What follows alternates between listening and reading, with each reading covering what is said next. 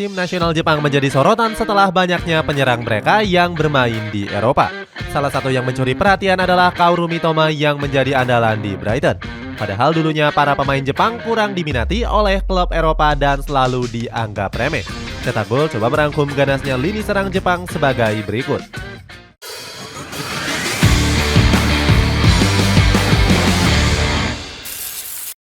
Selalu dianggap remeh. Sepak bola Jepang mengalami perkembangan pesat dalam beberapa tahun terakhir. Hal tersebut gak terlepas dari peran vital federasi yang bisa mengelola dengan sangat baik. JFA sendiri punya rencana masa depan yang diberi nama J-League 100 Years Vision. Rencana tersebut sudah digagas sejak tahun 1992 yang lalu. Saat itu federasi berambisi ingin menjadikan Jepang sebagai negara raksasa sepak bola dunia. Mereka sudah mulai serius dengan mengekspos Yasuhiko Okudera di tahun 1997. Banyak klub besar Eropa yang saat itu masih memandang remeh pemain-pemain dari Jepang. Hal itu bisa dibuktikan di mana para pemain Jepang yang merantau hanya berjumlah 5 orang. Namun setelah itu banyak pemain Jepang yang merasa tertantang untuk bermain di Eropa. Sejak tahun 2014 Jepang mampu mengirimkan 12 pemain mereka ke klub Eropa. Puncaknya terjadi dalam 2 tahun terakhir di mana banyak pemain Jepang yang menjadi sorotan. Mulai dari Takumi Minamino, Takefusa Kubo, Kaoru Mitoma hingga Kyogo Furuhashi. Ngerinya kedalaman lini serang Jepang. Meski sering diremehkan, para penyerang Jepang berhasil membuktikan kualitasnya.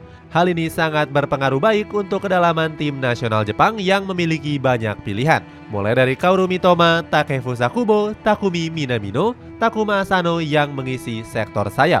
Sedangkan ujung tombak terdapat Kyogo Furuhashi dan juga Daizen Maeda. Semua nama tersebut sedang dalam puncak performa di klubnya masing-masing. Salah satunya adalah Kaoru Mitoma yang saat ini sudah melesakkan 1 gol dan 3 assist dari 5 laga Premier League. 1 golnya ke gawang Wolverhampton mencuri perhatian setelah mampu dilesakkan lewat soloran cantik. Bahkan duo klub Manchester saling sikut untuk mendapatkan jasanya.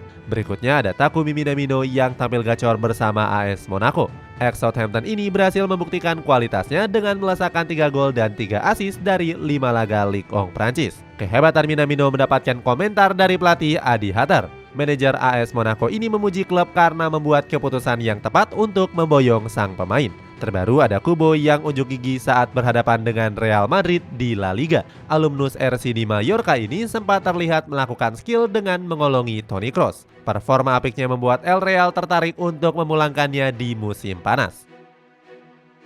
Era keemasan penyerang tim nasional Jepang. Hadirnya penyerang berbakat membuat Jepang punya masa depan yang cukup cerah. Mereka memulai era keemasan baru yang diisi oleh pemain-pemain beken. Era emas ini cukup berpengaruh besar terhadap performa tim nasional Jepang. Dalam 5 laga terakhir, skuad Samurai Biru berhasil meraih kemenangan dengan skor yang cukup telak. Terbaru, timnas Jepang berhasil membantai Jerman di markasnya dengan skor akhir 1-4. Berikutnya, Kaoru Mitoma dan kawan-kawan juga sukses mengalahkan Turki dengan skor 2-4. Kehebatan Jepang ini dilalui dengan proses yang lumayan panjang, sebab Samurai Biru sudah membangun fondasi yang cukup kuat selama 3 dekade terakhir. Fondasi ini semakin kuat dengan hadirnya Hajime Moriyasu di tahun 2018. Seiring berjalannya waktu, Moriyasu berhasil membuktikan proses panjang Samurai Biru. Puncaknya terjadi di tahun 2022 saat Jepang berhasil merengkuh trofi East Asian Championship. Menurut Moriyasu, keberhasilan ini menjadi sejarah baru dari kerja kerasnya selama ini. Kehebatan timnas Jepang di tangan Moriyasu mendapatkan pujian dari Ilkay Gundogan. Pemain Barcelona ini mengaku jika Samurai Biru merupakan penantang kuat di setiap event besar. Strategi menghadapi pertahanan solid Indonesia. Penyerang mematikan Jepang menjadi nilai plus mereka untuk menghadapi Indonesia. Keduanya akan bertemu di Piala Asia Qatar pada bulan Januari mendatang. Hajime Moriyasu diprediksi akan menurunkan formasi andalannya yakni 4-2-3-1. Formasi ini mengharuskan para penyerang bekerja cukup keras untuk membantu striker tunggal. 3 pemain sebelum striker punya peranan penting sebagai gelandang yang memegang kendali permainan. Artinya Kaoru Mitoma, Daichi Kamada, dan Junya Ito punya peran vital untuk striker.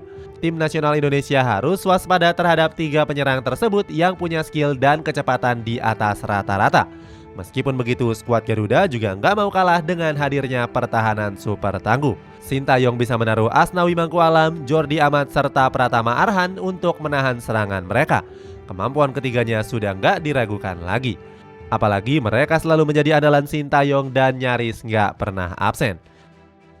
Itulah ulasan ganasnya penyerangan timnas Jepang. Bagaimana pendapatmu? Apakah kamu optimis jika timnas Indonesia menahan gempuran serangan dari Jepang? Coba tulis pendapatmu di kolom komentar di bawah ini.